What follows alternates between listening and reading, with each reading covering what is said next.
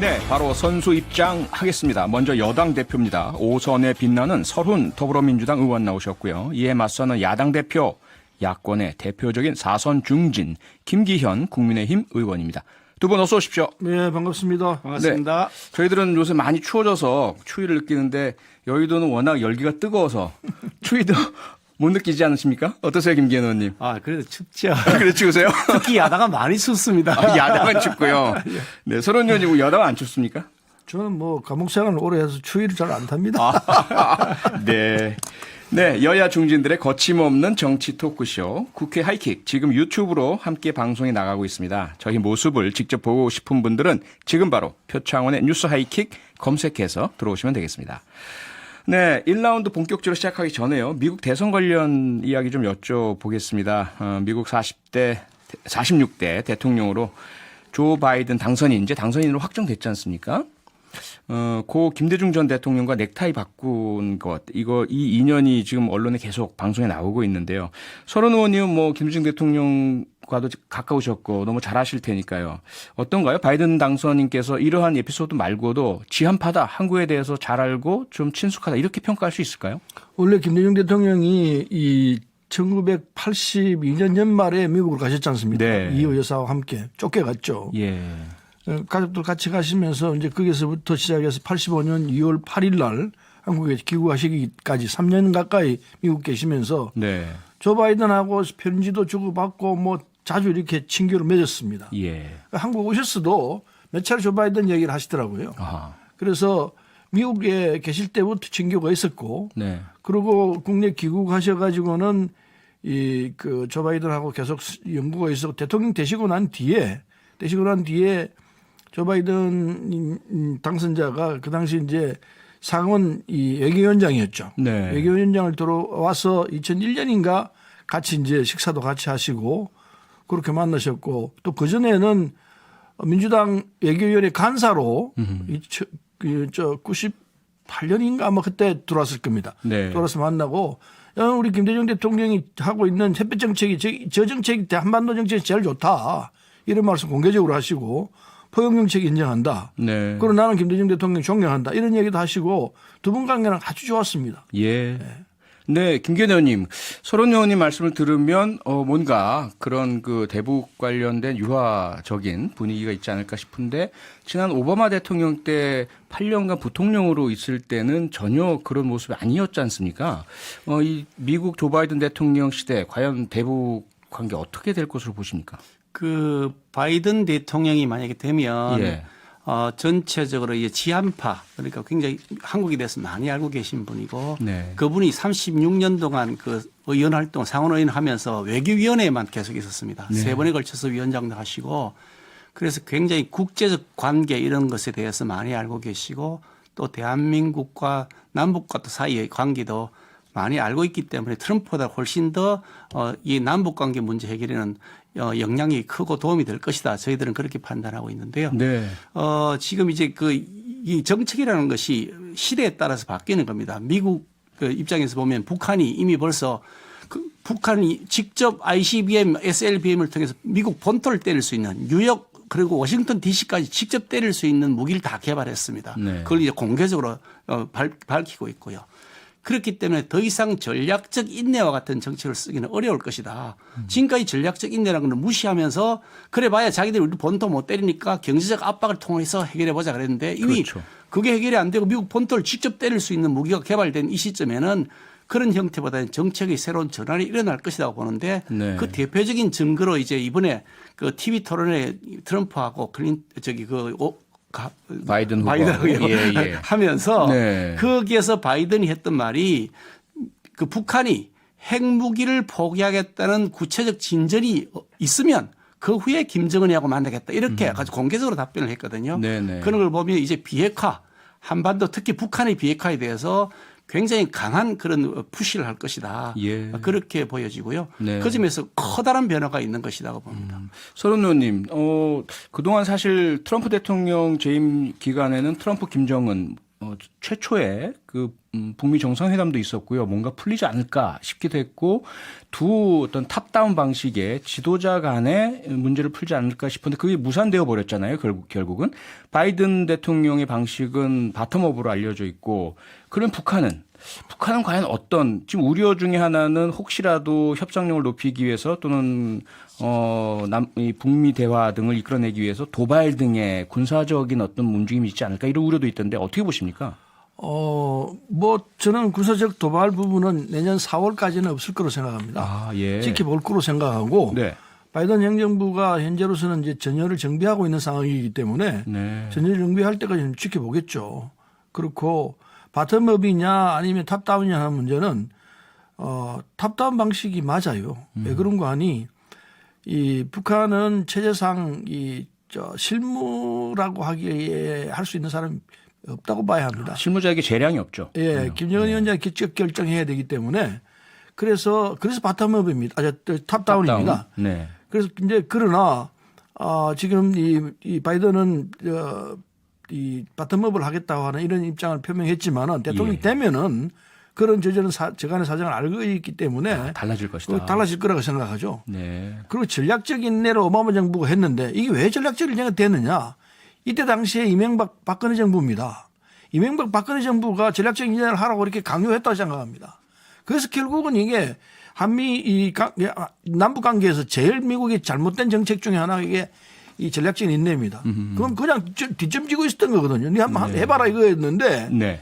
그게 결국은 그러니까 핵개발만 가속화되고 미사일만 고도화됐는데 뭐 그렇게 아까 김기현 의원이 얘기했듯이 그런 이제 이 어리석음은 범하지 않을 거라 생각하고 네. 어쨌든 바이든 정부가 나서서 이 트럼프 정부보다 나은 정책이 나올 건 확실하다고 생각합니다. 아하. 다행히 우리 정부하고 예. 바이든 대통령하고는 이 호흡 일치하는 부분이 너무 많기 때문에 자연스럽게 남북 관계 이 해결책에 접근하는 방안들이 정책들이 나올 거라 생각해서 네. 한반도에는 평화가 좀 확장되는 이런 시절이 올 거 아닌가 생각을 합니다. 네. 여기까지 듣고 그 점에 광고 대해서는 제가 김기현 의원님 말을 잠깐 조금 드려야 되는데 짧게만 부탁드리겠습니다. 네. 그거 사실 이게 현재 북한이 이렇게 무기를 개발하게 된 돈은 어디서 나왔느냐? 네. 햇볕 정책을 통해서 지원되었던 돈에서 나온 겁니다. 그리고 햇볕 정책도 결국 목적 달성을 못하고 북한이 돈만 지원해 준 결과가 된 것이고요.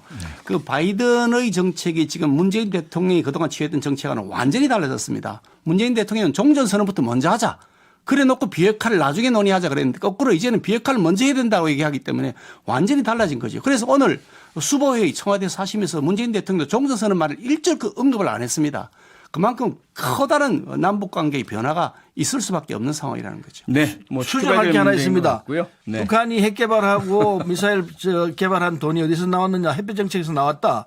그것은요 갖다 붙인 이야기입니다. 그렇지 않습니다. 그래서 네. 그 문제는 뭐 그동안 여야 간에 무척 많은 토론을 했으니까요. 오늘 주제가 굉장히 좀 민감하고 또 현안이고 중요하고 큰 사안이기 때문에 잠시 후에 본격적으로 토론을 해보도록 하겠습니다. 잠시 광고 듣고 오겠습니다. 네, 여야를 대표하는 두 중진 의원, 더불어민주당 서른 의원, 그리고 국민의힘 김기현 의원과 함께하는 뜨거운 토론 국회 하이킥 1라운드 본격적으로 시작하겠습니다. 라운드 1. 더불어민주당 지도부가 검찰을 향해 일제히 포문을 열었습니다. 이낙연 대표는 검찰은 위험하고도 무모한 폭주를 당장 멈추라고 촉구했습니다. 검찰이 이제 정부 정책의 영역에까지 영향을 미치겠다는 정치 수사이자 검찰권 남용이라고 저는 생각합니다. 국민의힘은 수사를 본격화하기도 전에 수사하지 말라며 정부 여당이 사실상의 수사 지휘를 하고 있다고 비판했습니다. 한 권력에 대한 수사를 해야 된다고 하면서 권력에 대한 수사를 하면 늘 방해하고 비판하고 아예 검찰 자체를 부정하고 조롱하는 이런 단계에 있습니다. 여야가 치열하게 맞선 상황에서 원전 수사에 나선 대전지검은 경주에 있는 한국수력원자력 본사에 대한 압수수색을 벌였습니다. 자, 이번에는 대전지검 청사 앞에 검찰을 응원하는 화환들이 늘어서 있습니다. 월성 1호기 조기 폐쇄와 관련해서 검찰이 대대적으로 압수수색에 나섰기 때문인데요. 서른 의원님, 이 수사로 인해서 여당은 지금 분노가 폭발한 것 같이 보이고 있고요. 검찰하고 여당 사이에 전면전이 시작됐다 이런 보도도 있던데 어떻게 생각하십니까? 이게 이제 감사원이 10월 20일 날 월성 1호기 조기 폐쇄 결정과 관련해서 어떻게 평가를 했냐면 경제성이 낮게 평가됐다. 네. 이게 감사 결과입니다. 네. 경제성이 낮게 평가됐다. 그런데 그걸 했는데 이걸 감사 결과 두고 이제 5일, 9월 11월 5일 검찰이 산자부, 그다음 한수원, 뭐 가스공사 대대적으로 압수수색했습니다. 100명 이상 동원했다고 그래요. 예. 그런데 이거는 감사원이 수사 의뢰도 하지 않았습니다. 이 수사 의뢰할 사안이 아니기 때문에 근데 야당이 이걸 고발했습니다. 야당이 고발하니까 뭐 야당 고발은 정치 공세죠. 한마디로 말해서 야당은 뭐 할 수 있습니다. 야당이 고발하니까 그걸 딱 검찰이 받아가지고 이 검찰을 야당이 고발한 14일 만에 했습니다. 아주 딱 짜고서 정광석가처럼 하고 들어왔습니다. 이건 그야말로 이 야당발 청구 수사로 봐야죠. 그게 딱 떨어지는 이야기일 것 같습니다. 네. 그런데 에너지 전환 정책은 문재인 대통령의 이 대선 공약 사안입니다. 이건 정책입니다. 네. 정책으로 결정하고 그리고 월성 1호기는 너무 폐기됐기 때문에 단계적으로 폐기한다 이런 조건에서 지금 하고 있던 정책인데 정책을 검찰이 돌아가지고 수사하겠다 하면은 이건 바로 그는 정치 수사입니다. 이건 뭐 정치 수사 말고 다른 말로 할 수는 없는 거죠. 그래서 정식 이 청와대 대고 내가 이렇게 힘이 있으니까 한번 당해봐라 이 이야기입니다. 이게 말이 되는 소리냐 이거예요. 네. 김기현 의원님, 지금 서른 의원님도 말씀 주셨지만 여당의 입장은 정치 검찰이 야당의 청부를 받아서 혹은 야당과 결탁하여 이번에는 아예 정책에까지 개입하고 있는 부당한 수사다. 이러한 말씀이 요약되는 것 같은데요. 어떻게 생각하십니까? 그 야당발 청부 수사 저는 이거 처음 들어봤습니다. 이거 우리나라에 존재할 수 있는 말인지 모르겠습니다. 윤석열 검찰총장 그리고 그 각종 검사장 전부 다 문재인 대통령과 추미애 장관이 임명한 사람들입니다. 야당 임명한 사람 단 한 명도 없습니다. 네. 그런데 그게 야당발 청부 수사라는 게 가능하겠습니까? 억지도 이런 억지가 어딨냐 하는 생각이 드는데 이 사안에 대해서 그 이낙연 대표님을 비롯해서 지금 여당 측에서 굉장히 민감하고 강하게 반응하고 있습니다. 매우 즉각적으로 반응하고 있거든요. 그래서 이거 정말 뭐가 깊은 구석이 있구나. 이게 왜냐하면 어떤 정책을 아무리 좋은 정책이든 나쁜 정책이든 간 정책을 결정하고 난 다음에 그 정책에서 진행하는 법적 절차가 있습니다. 법에 정해진 절차가 있고 위원회에서 결정을 해야 될 건 결정을 해야 되고 그리고 그 절차를 진행하는 과정에 의해서 조건들이 있으면 법적 조건들을 다 갖춰야 되는 거죠. 네. 그런데 그런 것을 제대로 갖추지 않은 상태에서 마구 압력을 넣어가지고 그래서 직권을 남용해가지고 무리하게 막 이게 집행을 했다 이러면 그건 불법이 되는 거죠. 예를 들면 이런 겁니다. 지금 원안위에서 이게 원전을 계속할지 가동을 할지 중단할지를 결정하는 원전 안전위원회가 있습니다. 이건 법률에서 명확하게 독립성과 중립성이 보장이 되어 있는 기구인데 이 원안위가 어떤 특정 무슨 그 권력 기구의 힘을 받아가지고 그래서 마지못해서 이게 억지로 한 것 아니냐. 라는 의혹을 저희들은 가지고 있습니다. 또 네. 한수원도 마찬가지고 산업부도 마찬가지인데요. 결국 청와대의 지시에 의해서 그 직권 남용된 지시에 의해서 이렇게 무리하게 법적 절차를 무시한 것이 아니냐라고는 의혹을 가지고 있는데 그것이 이번 감사원 결과에 상당히 드러난 겁니다. 경제성도 억지로 낮췄다고 하고 또 심지어 444건의 자료를 산업부 그 국장하고 이런 그 공무원들이 그것도 일요일 날 밤 심야에 들어가서 폐기했다 그럽니다. 얼마나 구린 구석이 있었으면 폐기했을까. 이거 정말로 심각한 문제가 있구나. 이것이야말로 국정농단에 대한 수사다. 신적폐에 대한 수사다. 이런 판단을 하지 않을 수가 없는 거죠. 지금 네. 수사하는 거는 정책이 옳으냐 옳지 않느냐를 수사하는 것이 아니고 네. 그 절차를 왜 안 지켰냐 왜 문서를 마음대로 파기했느냐 이거는 불법이고 처벌받아야 될 사안이니까 그거 수사하는데 그걸 정책에 대한 수사라 그러시면 야 그럼 4대강에 대한 수사는 왜 하자 그랬느냐. 예전에 그걸 범죄를 초탕하자 척결하자 그랬는데 범죄 초탕하자 척결하는 대통령의 지시가 있었다 그래요. 삼천교육대 막 보내면 그거 인권 침해니까 다 처벌받아야 되지요. 법 절차와 권한은 법을 지켜야 되는 것인데 그거 안 지켰으면 누구든지 수사를 받아야지 어디 그걸 법 위에 있을 수 있는 사람이 있겠습니까? 네, 예. 잠깐만요. 예, 두 분의 그 총체적인 입장은 분명히 지금 명확하게 드러났고요.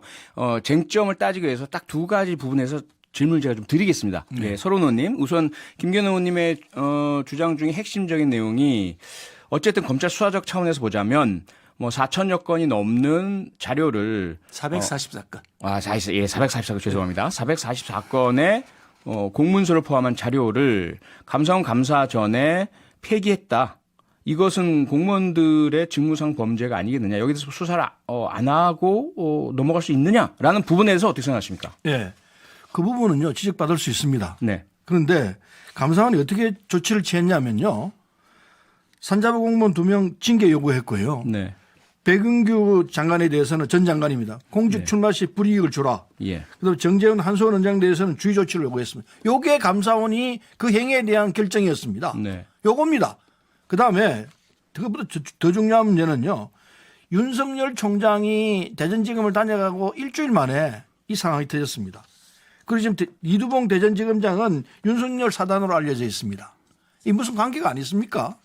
그래서 이건 감사원에서는 이런 아주 경미하게 상황을 보고 있었는데 네. 이걸 대대적으로 100명을 동원해 가지고 다 뒤졌습니다. 꼭 조국 장관 잡듯이 잡았습니다. 지금 그러고 있습니다. 그래서 이것은 첫째로 아까 말씀드린 대로 원전 폐기 정책은 세계적인 트렌드입니다. 전 세계가 원전 가지고는 안 되겠다. 안 되기 때문에 방향 에너지 정책을 바꿔야 한다. 우리만 합니까? 전 세계적으로 그 방향으로 가고 있지 않습니까? 그래서 이 문재인 대통령이 정책으로 내세웠던 겁니다. 대선 공약 상으로 냈고. 네. 그래서 그거에 따라서 지금 하고 있던 사안인데 부분적으로 이렇게 문제가 있을 수 있습니다. 그래서 감사원에서 제가 앞에 말씀드린 대로 이렇게 징계하라고 했습니다. 그랬으면 끝난 거지. 그게 무슨 놈 수사거리가 된다고 이걸 대대적으로 이렇게 수사한단 말입니까? 네, 김기현 의원님, 지금 서른 의원님 말씀 중에 핵심은 제가 볼 때는요, 잘못한 건 맞다. 그런데 여기에 대한 직접 감사를 행한 감사원의 결정은 징계에다 해당되는 관련자들이죠. 그런데 검찰은 현재 우리나라 형사소송법상 수사와 기소의 재량권을 가지고 있지 않습니까? 그래서 불법 행위를 하더라도 모두 다 수사하고 기소하는 것이 아니라 가벌성, 유책성 또는 뭐 비난 가능성 이게 심대한 경우에 한해서 수사하고 기소를 하는데 이 윤석열 검찰총장이 대전지검을 방문한 지 얼마 지나지 않아서 우연하게도 이렇게 대대적인 압수수색을 했다. 이것은 정치적인 결정이고 정책 개입이 아니겠느냐. 이런 주장입니다. 여기에 대해서 어떻게 생각하십니까? 글쎄 뭐 윤석열 검찰총장이 대전지검을 왜 방문했는지 뭐 그거는 제가 알 바가 아니지만 뭐 예. 소문 그중에 보도에 의하면 순회적으로 이렇게 방문하고 교육하는 것 같아 보입니다. 그러니까 그게 문제가 된다 그러면 그건 웃기는 얘기고요. 만약에 불법이 있으면 윤석열이든 누구든 처벌하면 되는 것이고 내용을 여건이 더 잘 알 텐데 뭐 특별한 내용이 없으니까 그냥 풍선만 띄우고 있는 내용이 없잖아요. 이런 겁니다. 원전이 전 세계적으로 지금 폐기되는 게 추세라는데 천만의 말씀입니다. 아닙니다. 일본은 지금 중단했던 원전을 다시 가동하기 시작했고요. 우리가 지금 원전을 계속 세계에 지금 팔고 있잖아요. 계속 만드니까 파는 겁니다. 미국도 지금 원전을 더 확대하려고 하는 정책으로 지금 전환했다고 하는 것이 언론의 보도들입니다. 왜냐? 전기가 엄청나게 사용되잖아요. 지금 뭐 전기 자동차 사용한다는데 아니 그럼 전기를 어디서 생산할 겁니까? 결국 원전이라고 하는 에너지가 필요하다고 공감하고 도리어 회귀하고 있는 상태인데 그런데 이 정책의 전환을 뭐 정책이야 정당에 따라서 대통령에 따라서 정할 수 있겠죠. 그렇지만 그 프로세스는 법적 절차를 거치지 않았다는 문제를 말씀드리는 것이고요. 감사원에서 뭐 징계를 요구해 그 징계 요구는 그 공무원에 징계하는 것이고 죄를 지은 것은 감사원이 조사하는 게 아니고 검찰에 수사하는 겁니다. 대한민국이 얼마나 펄쩍펄쩍 뛰는 사건이었습니까? 이게 대해 수사를 안 하면 그 직무유기지요 검찰이. 네. 그런데 잠깐만요, 의원님. 그 원전에 대한 여야 입장이야 완전히 정반대라는 거 우리가 다 알고 있고요. 국민들이 다 알고 계시고 그리고 이 수사에 대한 정당 부당의 입장도 충분히 소명하신 것 같고요. 지켜봐야 될 것 같고 하나만 더 여쭤볼게요. 지금 또 하나의 검찰과 관련된 현안이 특활비 관련된 부분 아니겠습니까? 감찰 결정인데요. 검찰총장의 특활비 뭐 하루에 290억 엄청나다 뭐 이럴 수 있느냐 이런 반응도 크게 나타나고 있고요. 다른 쪽에서는 그중에 상당수는 또 법무부에서 쓰는 것이다. 법무부가 스스로가 자책골이다. 이런 주장도 있는데 이 부분에 대한 김기현 의원님의 의견은 어떻습니까? 그 특수활동비라고 하는 것이 그 검찰이 금년에 한 94억 정도 배정돼 있다고 언론 보도를 보니까 그렇게 나와요. 예. 그게 예전보다 많이 이제 축소되어 가고 있다는데 네. 실제로 이것이 이제 사실 그 감시의 사각지대에 있는 것이 맞아서 그걸 줄이기 위한 노력은 해야 되는데 또 일정한 부분 필요하기도 합니다. 가령 이제 뭐 이게 N분방 지난번 논란이 되었습니다만 거기에 수사하기 위해서 회비를 내야 가입하면 회비를 내야 될 거 아닙니까? 그 영수증을 받겠습니까? 가령 이런 거죠. 네. 일정한 부분의 그 특수활동이 필요하긴 한데 그것이 논란이 된다고 해서 사실 막 추미애 장관이 얘기할 때 저는 들으면서 정말 윤석열이 틀어도 나올 게 없는 모양이다. 이제 저거까지 털자 그러는구나. 그런 생각이 들었는데 아니나 다를까 윤석열 총장은 다 틀어서 다 공개해라. 투명하게 다 검증을 받아라라고 지시했다는 보도를 보면서 네. 이거 똥볼 찼다. 추미애 장관이 또 똥볼 차셨구나. 특수활동비 법에 저촉되면 처벌 받아야죠. 그런데 만약에 거기에서 하나도 불법이 안 나온다 그러면 추미애 장관은 거기에 대한 전적인 책임을 져야 되는 거죠. 네, 서른 의원님. 근데 이제 이 특활비를 뭐 법무부하고 검찰이 같이 나눠섰다 그러는데 거의 90%는 검찰이 써요. 네. 법무부는 쓸 게 없습니다. 그러니까 뭐 법무부 그 추미애 장관이 대디표로서 뭐 당할 거다는 그 말도 안 되는 소리고. 근데 특활비를 쓰더라도 이게 밀행성이 있기 때문에 잘 안 나와요. 영수증에 있는 것도 아니고 어디에 썼다는 것도 없고. 예. 그래서 이게 마음대로 쓸 수 있는 그런 돈이 되는 셈입니다. 그래서 추미애 장관이 뭐 검찰총장이 싼 돈이라 이런 표현을 했는데 정확한 표현이 그대로 써요. 그런데 그렇다 하더라도 들여다볼 구멍은 있다 생각합니다. 찾아내기는 쉽지 않다 하지만은 여야가 함께 지금 보고 있습니다. 네. 결과가 나올 거라 생각하기 때문에 좀 지켜보면 된다고 생각하고 네. 지금 현재로서는 아직 단서가 안 잡혀 있는 상황이라서 기본적으로 아까 김기현 의원이 말씀하신 대로 특활비 부분이 과다하게 책정되어 있는 건 틀림없어요. 네. 특활비 줄여야 되고 그리고 아무리 밀행성이 보장돼야 하는 거라 생각하지만은 이것도 무슨 장치가 있어야 한다고 생각합니다. 네. 영수증도 남길 수 있어야 되고 뭐 이런 장치가 있어야 한다고 생각하기 때문에 제도적 개선도 있어야 할 거라고 봅니다. 네. 말씀하신 것처럼 차제에 예. 제도적 개선과 그동안의 네. 실태를 파악하기 위해서 예. 국회 차원의 특별위원회를 만들어서 국회 특위를 구성해서 그동안 실태를 검증하고 책임질 사람을 규명해내고 네. 제도의 개선을 하는 것이 저는 바람직하다고 봅니다. 예, 검찰과 관련된 뜨거운 여야 토론이 우리 겨울로 넘어가는 추위를 싹 날려버린 것 같습니다. 그러면 1라운드는 여기서 마무리하고요. 이제 두 번째 하이킥 대결로 들어가겠습니다. 2라운드 갑니다. Round 2. 김종인 국민의힘 비상대책위원장이 안철수 국민의당 대표가 야권 혁신 방안 하나로 언급한 신당 창당 방안에 관해서 관심도 없다며 선을 그었습니다. 그러면서 혼자 하면 하는 것이지 어떻게 막을 것이냐며 결국 혼자 할 수밖에 없는 것이라고 덧붙였습니다. 앞서 안 대표는 지난 6일 국민의힘과 국민의당 의원이 함께하는 연구단체인 국민미래포럼에서 야권 혁신 방안으로 새로운 정당의 형태가 될 수도 있고 연대체의 형태가 될 수 있다고 말한 것으로 알려졌습니다.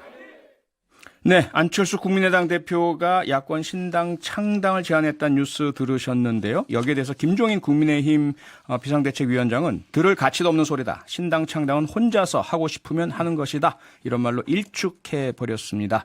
서른 의원님께서 보실 때는 여당에서는요. 이렇게 야권의 어떤 분열 양상 반가울 것 같기도 한데요. 어떻게 보십니까? 뭐 반갑지도 않고. 그렇습니까? 근데 이제 안철수 대표는 네. 창당 전문가 되겠어요. 벌써 네 번째. 다섯 번째죠, 이번이. 이번 하면 다섯 번째 될 것 예. 같은데 이번 안 될 것 같아요. 안 될 것 같은 게 예. 이 국민의당입니까? 그쪽은 좀 삼석이죠. 현재 그렇죠. 본인도 다 국회의원도 아니고. 네. 근데 지금 국민의힘은 103석인가 그러는데 네. 이게 그 삼석이 이쪽으로 와서 같이 하자 이래야 얘기가 맞는 거지. 삼석이 지고 103석 당신들 와서 같이 합치자 이건 얘기가 안 된다 생각하고 네. 두 분이 이제 이렇게 나오는 것은 뭐 나라도 내가 김종인 위원장이라 하더라도 일축하겠어요. 일축하겠는데 근데 야당 사정이 잘 모르겠고 네. 어떤 형태가 되든 뭐 서로 합치는 거는 힘이 좀 더 나올 수 있는 부분이니까 좋죠. 좋지만은 그러나 안철수 대표가 합치자고 내가 합치지는 이런 분위기는 아닐 것 같고 자신이 내가 그러면 야당의 힘을 보태는 입장에서 국민의힘에 들어가겠다 이런다면 그건 맞는 방법이라고 생각하는데 네. 뭐 새로 창당하지 않으면 그게 좀 건방진 거 아닌가 겸손이 네. 없는 것 아닌가 이런 생각이 들어요. 예. 그런데요, 김기현 의원님, 서른 의원님의 말씀이나 김종인 비대위원장님 말씀과는 좀 다른 모습이 나타나는 게 장제원 의원 같은 경우는 상당히 환영의 뜻을 비추기도 했고요. 국민의힘 내에도 뭐 숫자는 잘 모르겠지만 상당수의 의원들이 반기는 이러한 분위기다라는 보도도 나오고 있는데 현재 상황 실제로 어떻고 김기현 의원님 어떻게 생각하십니까?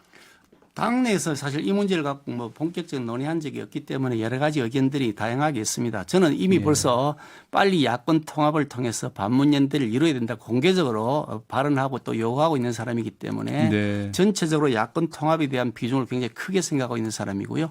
좀 전에 서른 의원님께서 야권 연대가 되는 게 바람직하다 그러셨는데 굉장히 좋은 말씀이에요. 할 수 있으면 해봐라. 웬일이야 이렇게 훈훈한 분위기. 적극적으로 좀 어색합니다.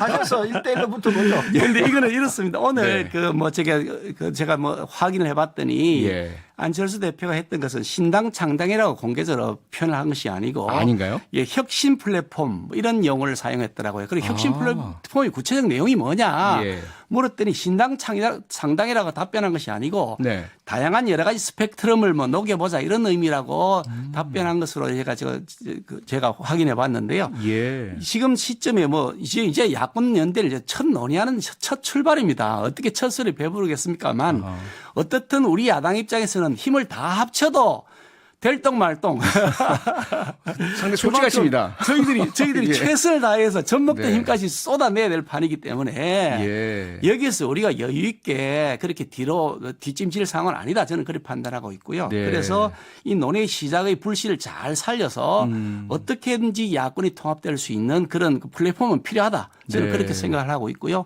시점으로 보면 내년 4월에 이제 그 뭐 서울과 부산시장 선거가 있습니다만 네. 그 전에는 큰 틀에서 보면 뭐 이 정당 간 통합까지는 안 된다 하더라도 후보 간 통합이라도 좀 이룰 수 있을 것 같다. 아하. 그렇게 목표를 세우고 가야 된다고 저는 보고 있고요. 예. 그 후에 바로 이제 직후에 물론 지방선거 보궐선거 결과에 따라 달라지긴 하겠습니다만 네. 좀 더 큰 보폭을 해서 야권의 대통합을 위한 그림을 그려야 된다. 그래서 논의의 시작 단계인데 아하. 저는 신호가 아주 시그널이 좋다고 생각합니다. 그러세요. 지금 4931님이 바로 문자를 주셨는데요. 그럼 야권 신당 청당으로 가는 건가요? 그 플랫폼으로부터 시작해서 최종 궁극적 목적지가 말이죠. 그러니까 이 질문의 취지는 제 생각에는 서른 의원님 말씀처럼 국민의힘이 안철수 대표 등 모든 범야권을 포함하는 흡수하는 형태가 아니라 새롭게 모든 걸 다 깨고 신당이란 새로운 당이 만들어지느냐는 질문이고요. 또 하나는 의원님 말씀 중에 이제 보궐선거가 나왔습니다. 결국 핵심은 안철수 당대표가 국민의힘의 혹은 야권 전체의 서울시장 후보로 나설 수 있느냐 이런 질문인데 어떻게 생각하십니까? 우선 그 신당 창당 좀 전에 말씀하셨는데 예. 아까 말씀드린 것처럼 신당 창당이라는 용어를 지금 당장 사용할 상황은 아니라고 당장은 말씀을 아니다. 드리고 예. 신당 창당 뭐 이렇게 말씀하시는데 실제로 우리 지난번 그 이번 총선을 앞둔 의원님 시점에 죄송한데요. 시간이 거의 다 돼서 짧게 그렇군요. 짧게 부탁드리겠습니다. 그러니까 지금은 당장은 후보 간 연대부터 시작해서 통합을 후보 간 이루는 것도 필요하다고 보고요. 네. 뭐 가령 이제 내년에 서울시장 선거 후보를 우리가 정할 때 예. 안철수 후보 같은 사람도 저는 좋은 인물이라고 생각하고요. 열려 있다. 큰 틀의 빅텐트 안에 들어와서 할 수 있는 좋은 그 인재다. 예. 그래서 뭐 본인이 거기서 경쟁력을 보이면 될 수도 있겠죠. 그거는 가능성이 굳이 열려 반대할 있다. 필요는 없다. 그렇다고 예, 해서 낙점해서 거부리다 이렇게 할 수는 없다는 뜻이죠. 서로 의원님 짧게 의견 예, 부탁드리겠습니다. 야당이 강해지는 건 좋아요. 네. 국가 경영을 위해서는 예. 야당이 좀 건강하게 힘을 가지고 대응하는 게 좋죠. 고맙습니다. 열심히 해서 여기까지 하십시오. 네, 여기까지 듣겠습니다. 지금까지 김기현 국민의힘 의원, 서훈 더불어민주당 의원이었습니다. 두 분 고맙습니다. 감사합니다. 감사합니다. 평일 저녁 6시 5분에 여러분을 찾아갑니다. MBC 라디오 표창원의 뉴스 하이킥.